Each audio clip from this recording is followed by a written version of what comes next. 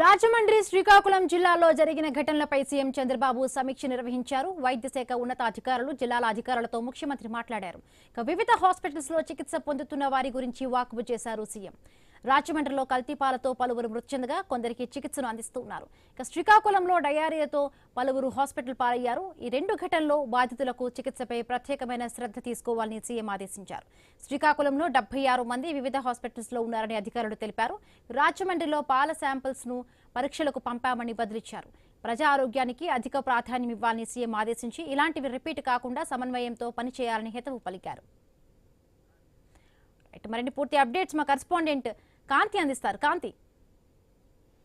బిందు, Srikakulam diarrhoea కేసులకి సంబంధించి అలాగే రాజమండ్రికి సంబంధించి పాల ఘటన పైన సీఎం చంద్రబాబు నాయుడు సమీక్ష నిర్వహించారు. వైద్య ఆరోగ్య శాఖ ఉన్నతాధికారులు అలాగే జిల్లా అధికారులతో సీఎం చంద్రబాబు నాయుడు మాట్లాడారు. హాస్పిటల్లో చికిత్స పొందుతున్నారు వారి పరిస్థితికి సంబంధించి ఆరా తీయడం జరిగింది. అలాగే శ్రీకాకుళంలో రాజమండ్రి ఘటనల్లో ఎవరైతే సీరియస్ కండిషన్ లో ఉన్నారో వారికి సంబంధించినటువంటి వారి వివరాలు తీసుకుని అక్కడ వాళ్ళ కుటుంబ సభ్యులతో కూడా మాట్లాడాలని చెప్పడం జరిగింది. అలాగే జేమ్స్ హాస్పిటల్లో సీరియస్ కండిషన్ లో ఉండి చికిత్స పొందుతున్నటువంటి ఇద్దరు బాధితులు ఎవరైతే ఉన్నారో వారికి సంబంధించి వారి ఆరోగ్య పరిస్థితి కోసం కూడా కనుక్కోవడం జరిగింది. అయితే దీనికి సంబంధించి ఏదైతే రాజమండ్రికి సంబంధించి పాలకు సంబంధించిన దాంట్లో ఎవరైతే బాధితులతో పాటు దీనికి సంబంధించినటువంటి ఆ పాల కేంద్రానికి సంబంధించిన అతను కావచ్చు, దానికి సంబంధించిన ఎవరైనా కూడా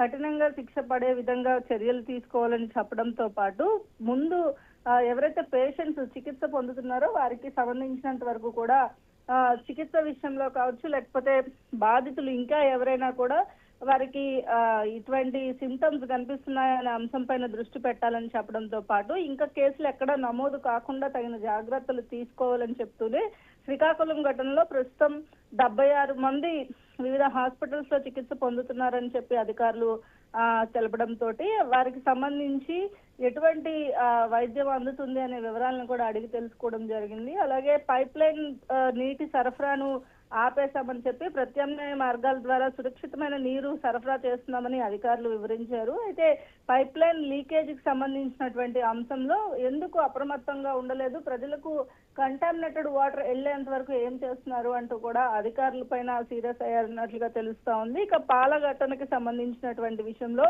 బాధితులు నిరంతర వైద్య పర్యవేక్షణలో ఉన్నారని చెప్పినప్పటికీ కూడా శాంపిల్స్ కి సంబంధించి ఎప్పటిలోపు వాటికి సంబంధించినటువంటి రిపోర్ట్స్ వస్తాయి అనే విషయం పైన కూడా ఫోకస్ పెట్టాలని, దీనికి సంబంధించి శాఖ పరంగా ప్రత్యేకమైనటువంటి ఫోకస్ చేయాలని, ప్రజారోగ్యానికి అధిక ప్రాధాన్యం ఇవ్వాలని చెప్పి నిర్లక్ష్యం వహించొద్దు అంటూ కూడా చెప్పడం జరిగింది. దీంతో పాటుగా ఇలాంటి ఘటనలు రిపీట్ కాకుండా చూసుకోవాలని చెప్పి శాఖల సమన్వయంతో పనిచేయాలని కూడా సీఎం సూచించడం జరిగింది. నిన్న కేబినెట్ అనంతరం కూడా ఈ అంశాలపైన అటు శ్రీకాకుళం అంశం కావచ్చు, రాజమండ్రి కల్తీ పాల ఘటన పైన కూడా సీఎం చంద్రబాబు నాయుడు మంత్రుల పైన కూడా సీరియస్ అయిన పరిస్థితి ఉంది. ఇలాంటి సంఘటనలు జరగడం మంచిది కాదు, బాధ్యతలు ఎవరైతే బాధ్యులు ఉన్నారో బాధ్యుల పైన కఠిన శిక్షలు పడేలాగా చూడాలని చెప్పడంతో పాటు అసలు ప్రజలకు హాని కలిగేటువంటి ఏదైతే హానికర పదార్థాలు కావచ్చు, లేకపోతే కలుషితం అయ్యేలాగా ఎందుకు అధికారులు నిర్లక్ష్యంగా ఉంటున్నారు అంటూ కూడా సీఎం చంద్రబాబు నాయుడు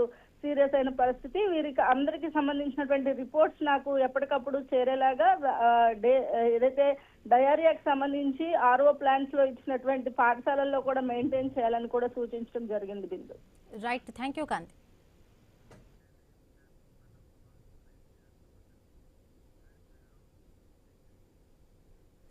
ఏపీ శాసన మండలి లైవ్